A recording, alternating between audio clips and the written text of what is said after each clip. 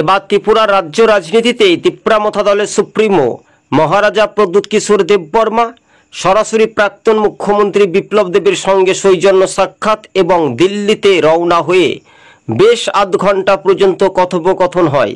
তাহলে বিজেপির জোট সঙ্গী বলাই যেতে পারে তিপ্রামথা দলের সুপ্রিমো।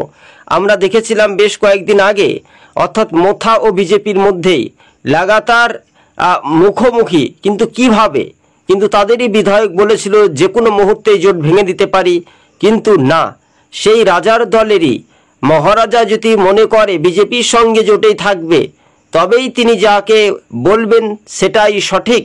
কিন্তু প্রাক্তন মুখ্যমন্ত্রী বর্তমানে পশ্চিম ত্রিপুরার সাংসদ বিপ্লব দেবের সঙ্গে সৌজন্য সাক্ষাৎ করলেন তিপ্রামথা দলের সুপ্রিমো প্রদ্যুৎ কিশোর দেববর্মা। কেননা প্রদ্যুৎ কিশোর দেববর্মার আপন নিজ বোন কৃতি সিং দেববর্মা পূর্ব ত্রিপুরা লোকসভা আসনের বিজেপির প্রার্থী হয়ে জয়লাভ করেছিলেন 2024 লোকসভা নির্বাচনে। তাই এখন বিজেপির ঘাঁটিতেই মহারাজা প্রদ্যুৎ কিশোর দেববর্মনের